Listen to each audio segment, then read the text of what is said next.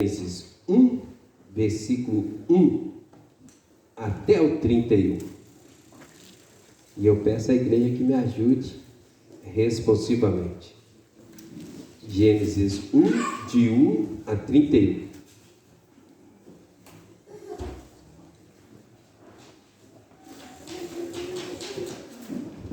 Vamos ler? No princípio criou Deus os céus e a terra. Podem ler. A terra, porém, estava sem forma e vazia. Havia trevas sobre a face do abismo, e o Espírito de Deus pairava por sobre as águas. Disse Deus: haja luz, e houve luz. E viu Deus que a luz era boa, e fez separação entre a luz e as trevas. Chamou Deus a luz dia, e as trevas noite.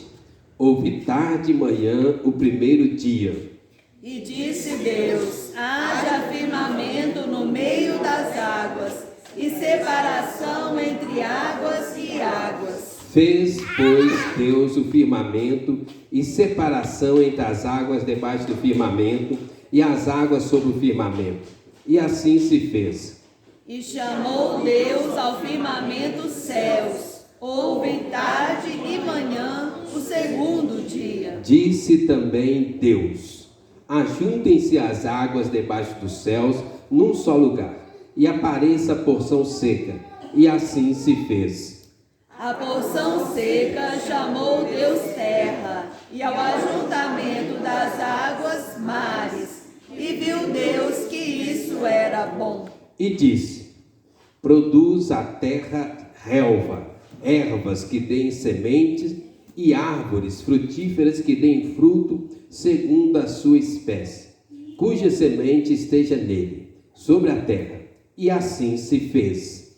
A terra, pois, produziu relva, ervas que davam sementes segundo a sua espécie, e árvores que davam fruto, cuja semente estava nele, conforme a sua espécie. E viu Deus que isso era bom. Houve tarde e manhã o terceiro dia.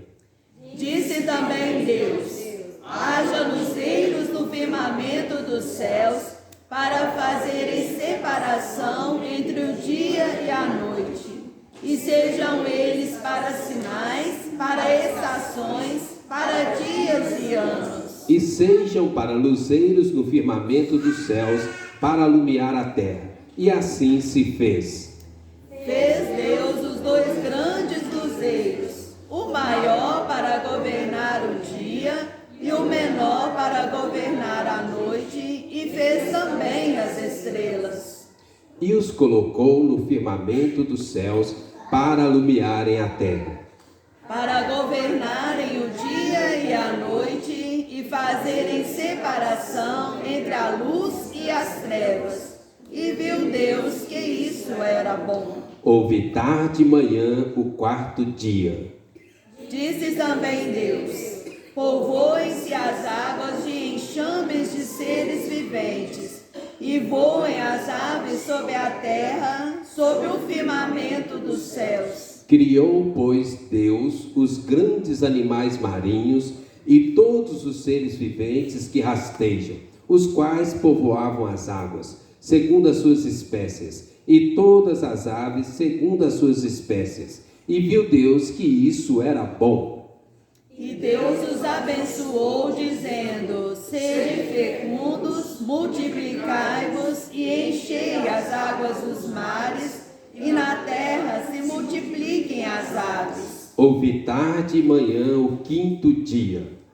Disse também Deus: produz a terra seres viventes, conforme a sua espécie, animais domésticos, répteis e animais selváticos, segundo a sua espécie, e assim se fez. E fez Deus os animais selváticos, segundo a sua espécie, e os animais domésticos, conforme a sua espécie, e todos os répteis da terra, conforme a sua espécie. E viu Deus que isso era bom. Também disse Deus: façamos o homem à nossa imagem, conforme a nossa semelhança. Tenha ele domínio sobre os peixes do mar, sobre as aves dos céus, sobre os animais domésticos, sobre toda a terra e sobre todos os répteis que rastejam pela terra. Criou Deus, pois, o homem à sua imagem. A imagem de Deus o criou. Homem e mulher os criou.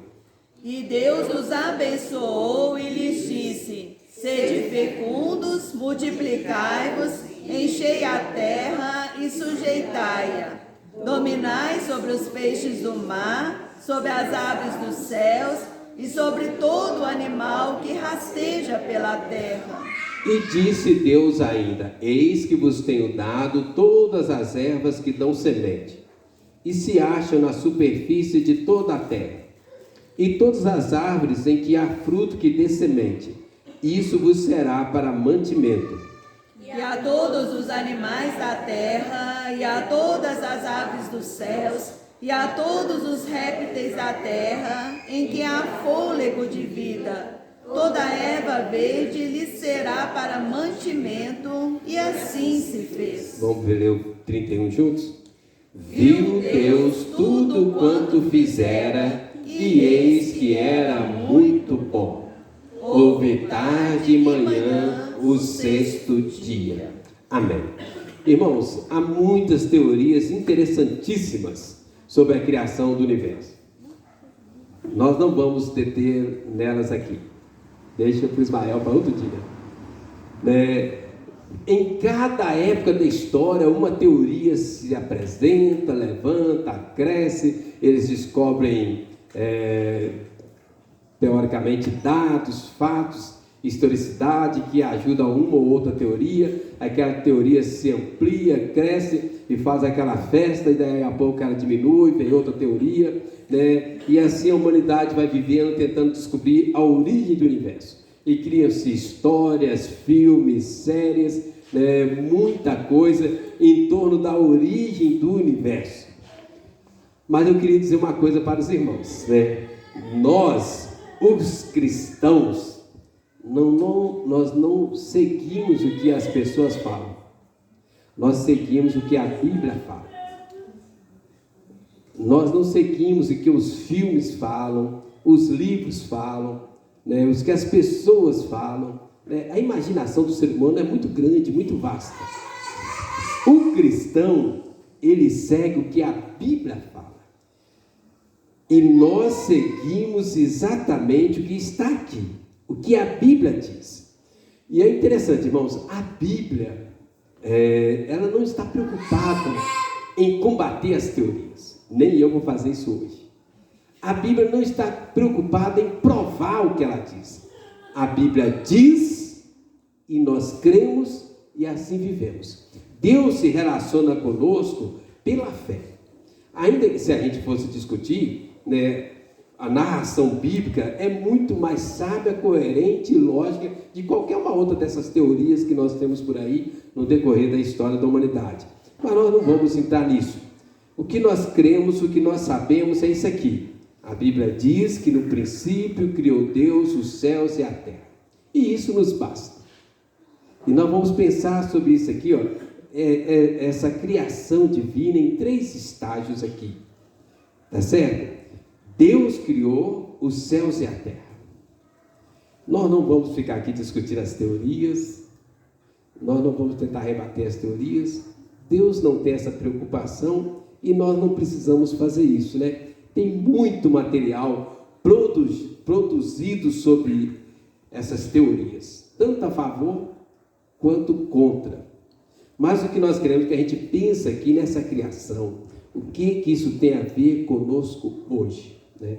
O livro de Gênesis, ele é muito peculiar, né? E foi dado como uma revelação direta a Moisés. Moisés não estava lá para vivenciar o livro de Gênesis, mas Deus revelou para Moisés, Moisés escreveu o que Deus revelou. Se Deus não tivesse revelado, Moisés nem nós jamais teríamos conhecimento, né? Essa palavra Gênesis, né, é uma palavra que veio do hebraico, transliterado para o grego, significando, né, o início. Que é essa primeira palavrinha aí, ó, no princípio. Então aqui nós vamos encontrar o princípio de todas as coisas que existem hoje. Todas as coisas que existem na humanidade têm o seu princípio no livro de Gênesis. É lógico que estão bem incubadas, né? Não tão desenvolvidas, mas estão ali, né? Neste livro encontramos a origem, o princípio de todas as coisas, né? Do universo, do sistema solar, da atmosfera, da hidrosfera, da vida, do homem, da linguagem, das culturas, dos animais, e vai por aí afora. E a gente vai encontrar da música, da matemática, né, da liderança, e todas as áreas da humanidade você vai achar um princípio aqui no livro de Gênesis. E aí, irmãos, eu queria que você prestasse bastante atenção no detalhe. O texto não nos informa tudo sobre tudo, apenas princípios. Mas é mais do que o suficiente para que nós entendamos e creiamos. Deus criou o mundo e agora Ele dá aqui uma narração para nós, revelada a Moisés, chegou até nós, preservado para a palavra. Então o que a gente tem que entender aqui de cara? Deus fez diretamente todas as coisas. Deus, o próprio Deus, estava ali criando o universo, o ser humano e todas as coisas. Outra coisa importante para nós aqui: Deus fez tudo originalmente muito bom.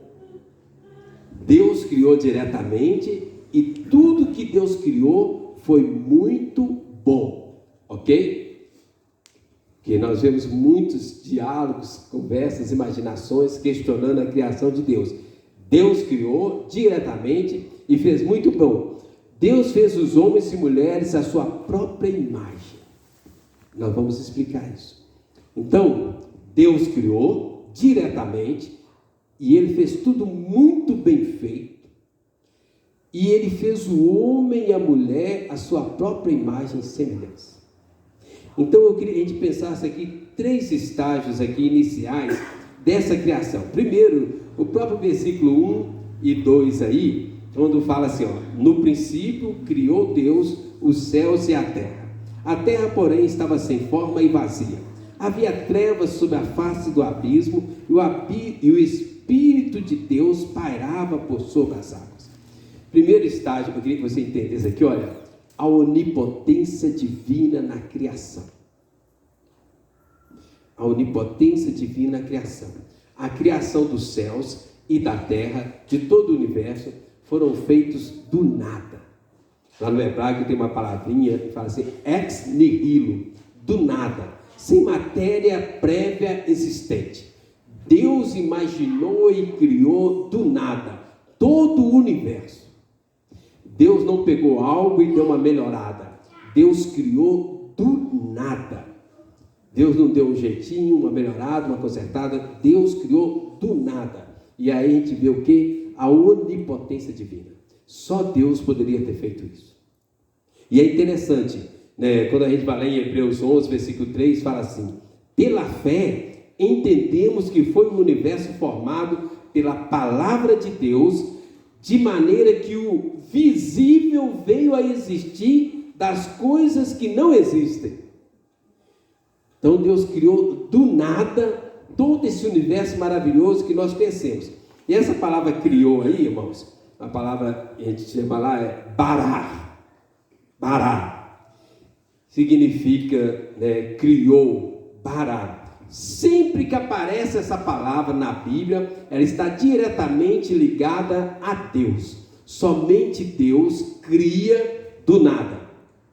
Só Deus tem esse poder para criar do nada. E aí, irmãos, outra coisa importantíssima aqui, nessa onipotência divina. A criação de todo o universo foi um ato da graça de Deus. Ninguém pediu para Deus, ninguém orou a Deus, ninguém sugeriu a Deus. Deus pegou do nada e criou todo esse universo. Tudo que existe foi criado e é sustentado pela graça de Deus. quando eu converti lá em 1990, e logo nos meus primeiros dias de escola dominical, tinha lá uma discussão, pacto das obras e pacto da graça. Que o pacto das obras durou no Antigo Testamento, e o pacto da graça começa no Novo Testamento. Até hoje tem pessoas que acreditam assim. Mas, irmãos, presta atenção no detalhe. A graça existe desde o início da criação do mundo. Se não fosse pela graça, nada viria a existir.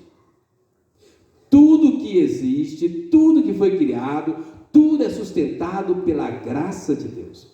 Na verdade, o pacto das obras duraram aí 2 capítulos, né? Adão quebrou o pacto das obras no instante. Mas até o pacto das obras está debaixo da economia, da onipotência divina, da graça de Deus. Então, irmãos, o que eu estou querendo que você entenda?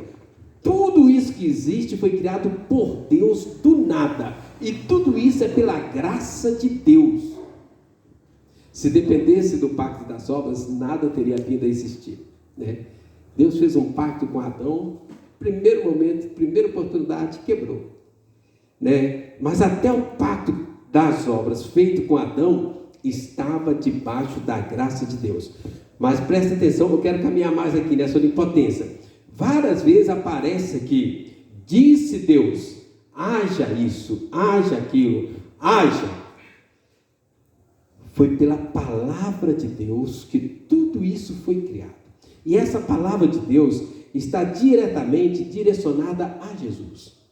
Não é uma palavra teórica, é uma palavra que realiza e faz acontecer. E quando nós chegamos no Novo Testamento, abre lá, João 1 e 2, alguns sabem de cor. Deus criou do nada e criou através da sua palavra. Agora, quando chega no Novo Testamento, diz que essa palavra é Jesus Cristo. Então, João 1, versículo 1 e 2, vamos ler? No princípio era o Verbo, e o Verbo estava com Deus, e o Verbo era Deus. Ele estava no princípio com Deus. Todas as coisas foram feitas por intermédio dele, e sem ele, nada do que foi feito se fez. Perceberam, irmãos? A onipotência divina? Deus criou do nada. Essa palavra Deus está no plural Elohim, que indica que a própria Trindade estava ali ativa. Aparece Deus, aparece o Espírito pairando sobre as águas, e essa palavra haja é Jesus Cristo de uma forma ativa, fazendo as coisas acontecerem. Agora, irmãos, essa palavra continua valendo hoje para nós. Olha aí, volta em Lucas 5, versículo 5. Olha para você ver onde eu estou querendo chegar. Deus é onipotente na criação e Ele continua fazendo acontecer hoje. Lucas 5, versículo 5 e versículo 6. Está escrito assim, ó, respondeu-lhe Simão, mestre, havendo trabalhado toda a noite, nada apanhamos, mas sobre o quê? A tua palavra. Sobre a tua palavra lançarei a rede. Isto fazendo, aconteceu o quê? Apanharam grande quantidade de peixes e rompiam-se-lhe as redes. Irmãos, Jesus continua vivo e ativo hoje. Jesus continua usando a sua palavra e fazendo as coisas acontecer hoje. Então, se você está precisando de uma ação de Deus na sua vida, Jesus está aí. Entende? Jesus tem poder para fazer as coisas acontecerem do nada. O apóstolo Pedro, Tiago e João, eles tinham tentado pescar a noite inteira, eles eram experientes, lançaram a rede para tudo quanto é lado, não pegaram nada. E agora, Jesus fala assim, ó, joga do lado de lá. E ele fala assim, Senhor, eu não acredito que eu vou pegar, mas já que o Senhor está falando, eu vou julgar. Sobre a tua palavra lançarei. Eles nem tinham fé suficiente, irmãos, mas a palavra de Jesus, ela faz as coisas acontecerem. Eles não tinham fé para ver o milagre acontecer, mas eles obedeceram à palavra de Jesus e aconteceu. É assim que faz, irmão. Olha o outro versículo aí, ó, Lucas 6, versículo 7. Olha outro momento aqui que eu acho muito interessante.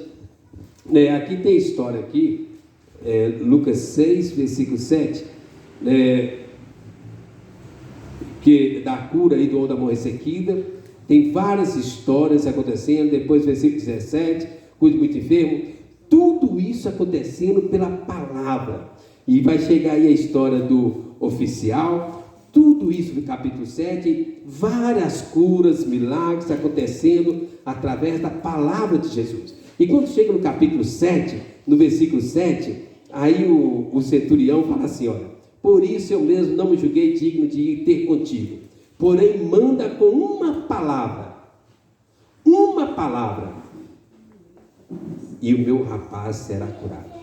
Aí Jesus vai assim, olha, nunca vi uma fé como esta. Irmãos, Jesus estava realizando muitas curas pela sua palavra. E agora o centurião, que era ali um capitão de 100 soldados, ele manda um soldado até Jesus, que ele tinha um servo doente, e aí fala assim, Senhor, não venha até minha casa, eu não sou digno do Senhor entrar na minha casa, mas o Senhor fala daí uma palavra e vai acontecer aqui. Irmãos, presta atenção onde eu estou querendo chegar. A onipotência divina. E Jesus como o executor dessa onipotência divina. Basta uma palavra e o seu casamento é transformado. O seu filho é restaurado. Basta uma palavra e as coisas vão mudar na sua casa, vai mudar no seu trabalho, vai mudar a sua história. Basta uma palavra e Jesus faz uma nova história acontecer do nada. E é interessante, no caso do centurião até ele tinha fé, porque Jesus fala, nunca vi, versículo 9, afirmo-vos que nem mesmo em Israel achei uma fé como esta. Mas no caso dos apóstolos Tiago, Pedro e João, nem fé eles tinham. Lembra de Naamã? Naamã também chega até Eliseu, Eliseu dá uma palavra, vai, mergulha 7 vezes no rio.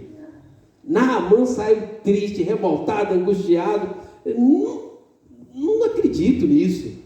Aí um soldado assim, meu senhor, se ele tivesse pedido uma coisa difícil, o senhor ia fazer? Esse eu faria.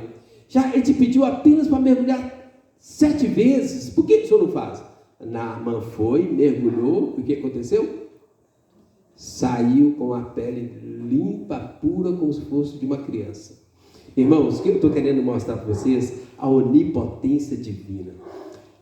A onipotência de Deus não precisa nem da nossa fé para fazer as coisas acontecerem.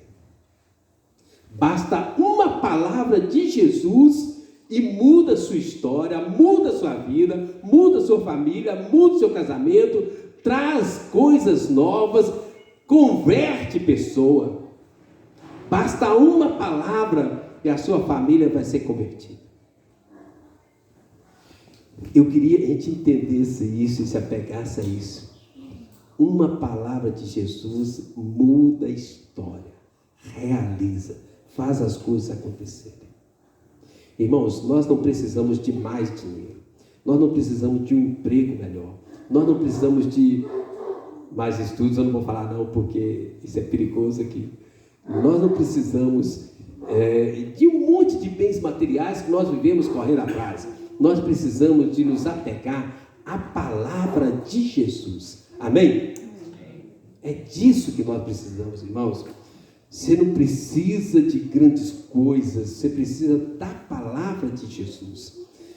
A onipotência divina manifestada em Jesus Cristo faz as coisas acontecerem com uma palavra. Com uma palavra, Deus criou os céus, criou a terra, criou o universo, criou a mim, criou você. Com uma palavra, Jesus curou aqui, curou acolá, fez a pesca maravilhosa, curou o servo, realizou um monte de milagres. Com uma palavra, a história muda. Mas tem que ser uma palavra de Jesus, entende? Não é uma palavra do pastor. Hoje em dia a gente vê, né, essa exaltação de alguns ícones, né? É uma palavra de Jesus. Vamos caminhar mais?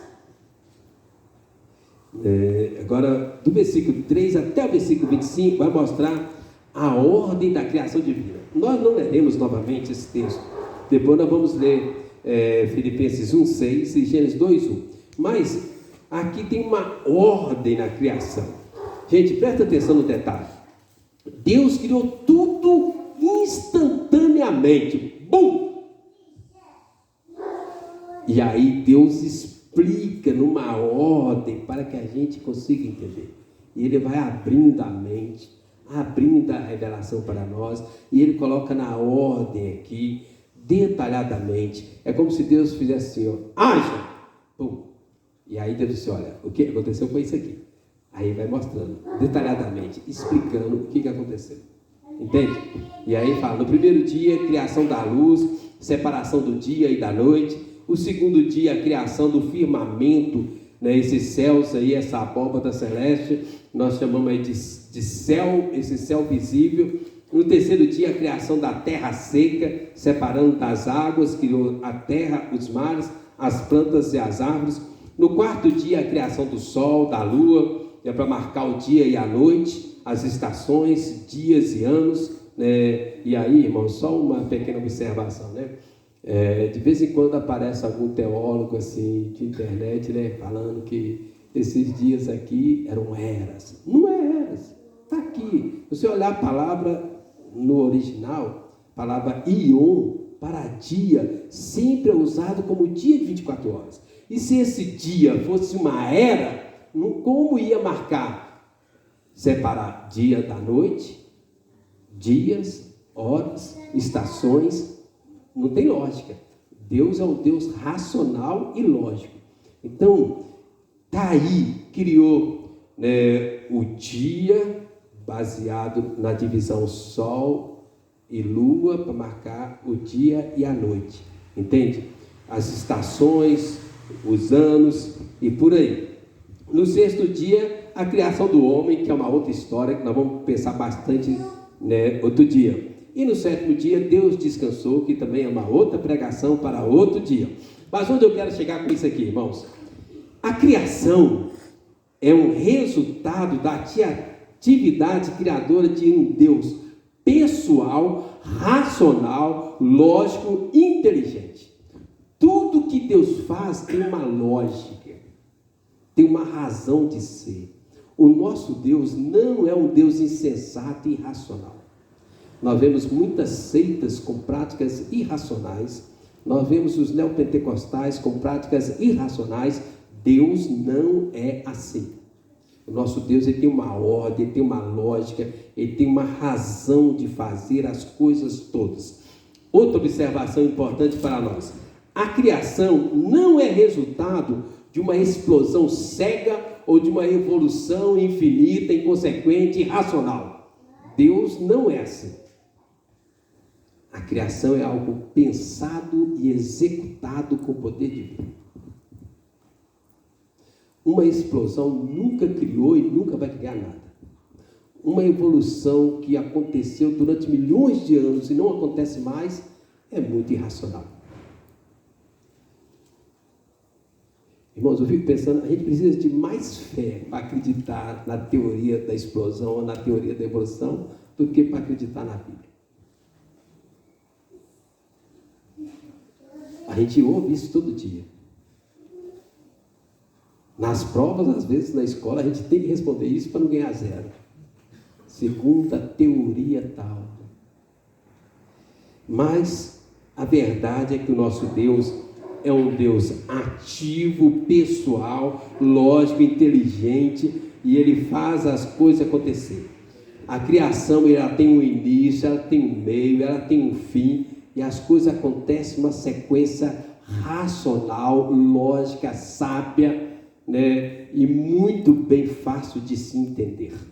Você não precisa ficar tentando adivinhar, nem encaixar nada.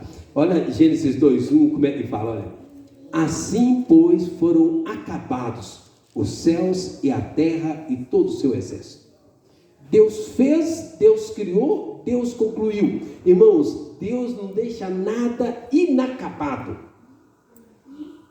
O que Deus começou, Filipenses 1:6, o que Deus começou, a boa obra que Deus começou na sua vida, Deus vai completá-la até o dia de Cristo Jesus, amém?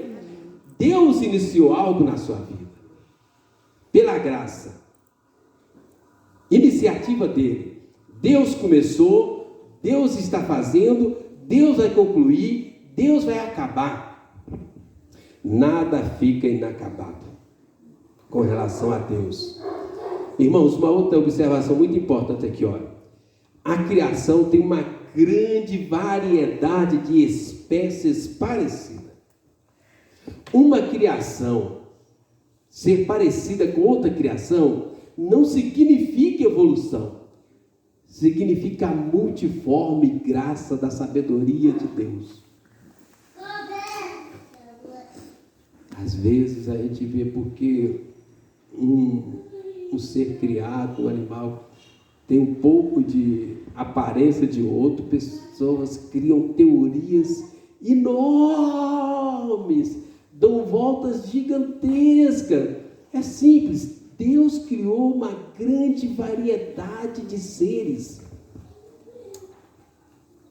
Alguns são bem parecidos, alguns são bem diferentes. Não tem que apelar para evolução nenhuma.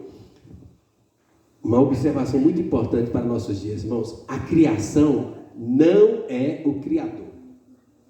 Nós vemos um crescimento muito grande nesses últimos tempos do panteísmo, né? E alguns autores têm falado pantudismo. O que é isso? Tudo é Deus. E aí nós caímos de novo na irracionalidade. Se tudo é Deus, nada é Deus. Se um ser que eu posso dominar, matar, destruir é Deus, então esse Deus do panteísmo é um Deus muito fraco. Ele não pode ser Deus. Isso está crescendo, irmãos. Uma adoração exagerada de seres criados. A criação não é Deus. Mais uma afirmação nisso aqui, para a gente caminhar aqui, olha. Esta apresentação dessa semana da criação, ela tinha um objetivo. E chega no final.